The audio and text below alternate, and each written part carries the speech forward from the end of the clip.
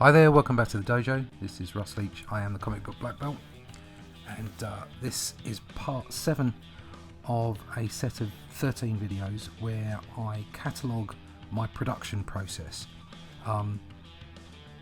It's for Ben10 Magazine, and I produced an 8-page strip for the magazine once a month. It was in the UK, published in the UK by Cartoon Network and Panini UK, and ran for 13 issues. Great fun to do. So these videos, a series of 13 videos, is taking each comic strip episode, each portion of comic strip from each of the magazines, each issue of the magazines, and outlining how I approached the production process for it. I'm not a colourist by trade, so what I do is I colour my own work and I do some colouring, but I hadn't coloured a comic strip before for a client up until this point. So it was very much a learning process for me, a learning curve as well, quite a steep one. Fortunately, it's quite a simple colouring style, that because obviously I'm following the Cartoon Network house style for Ben 10, and it meant that I could lay flat colours and play with shade and light and what have you. So it was a very good introduction for me. But the most of the reason for cataloguing these strips and how I produce them and the production process is to show how I ratified my production, how I took it down to a point where things became a lot slicker by the end of the run.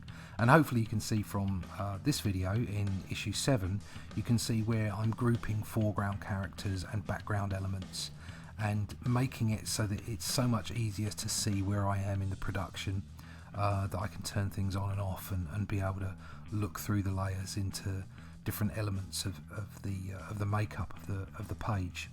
And you can see all the pages from this particular episode, this particular issue. So hopefully it's of some use to you guys out there to see how my production process has got slicker along the way, and it makes it so much easier to get in and edit and produce. Something else that I did for all of these, obviously, is I had to work in a different style. As I mentioned, it was a house style. It was great to work with Cartoon Network. It was great to work with a different style.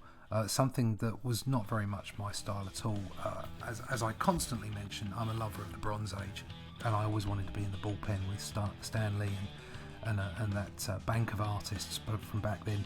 And I know that didn't really exist in the way that they portrayed it, but it certainly doesn't exist now. And mainstream comic strip publishing there just aren't the opportunities in the way that there was. So in order to make a salary, in order to make a living, you have to diversify. You have to go out there and get different kinds of art jobs, so it was important for me to pick up whatever work I could pick up. And of course, I wasn't necessarily a natural fit for this style, but I had to apply myself. So I came at this job not just as a comic strip artist and not just as an artist, but also as a designer as well. I saw it as a design job as well as an art job, and I applied myself to the design. I obviously had support material that they sent me to show me how the styles worked and how all the characters worked, and I applied that to my production. So hopefully it's also a guide for other people out there to show them, you've got to diversify and you've got to go and get lots of different jobs in order to make it your day job. You're not just going to get to be able to draw comics all day, every day. And I've been very fortunate in the last, my comic strip career is effectively 10 years old this year, and I've been fortunate that most of it has been filled with drawing comics, but I've had to pick up other work along the way, and indeed the vast majority of my work right now, right at this very moment, is storyboarding, which is sequential art, very similar to comic strip, but it's not a comic, and my work will be used in the production of a film, but you know, very few people are actually going to see my work. It's going to be the end product that will be what everybody sees. So you have to be able to diversify and to apply your skills to other outputs, to other mediums and what have you, to make sure that you've got a salary coming in. So be prepared to diversify. Don't obsess on only doing comic strip. Make sure that you're out there doing lots of other things, and what that will do is it will provide you with a platform to produce comics. That's certainly what I do. If I haven't got a main gig of drawing a comic book, if my gig, for instance, at the moment is drawing several production pieces for other third parties and also storyboards, most of that stuff isn't going to get seen, but it's work and it's drawing, and I'm drawing sequential art in order to make money. And eye on the prize. Make sure your eye's on the prize. So thanks very much for watching this and listening to me bang on about things.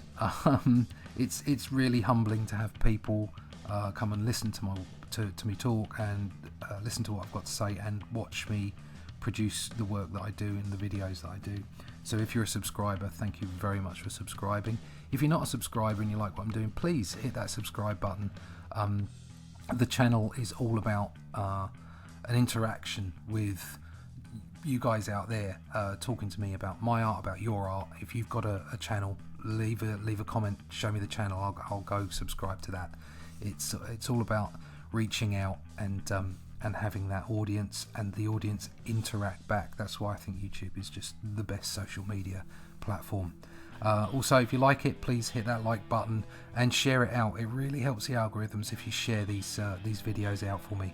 So thanks again for watching. Hopefully it's been informative and helpful in some way, or maybe just entertaining, but whatever. It's been great having you in the dojo today, and I'll see you with another video again real soon. Bye bye.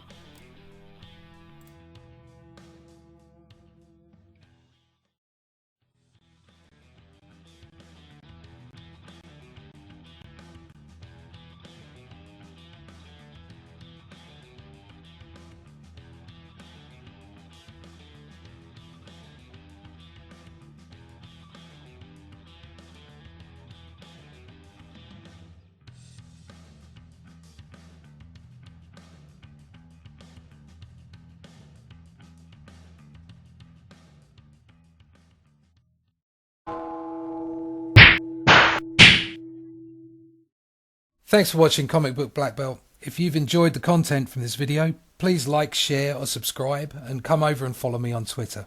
It's been great having you in the dojo. See you again soon.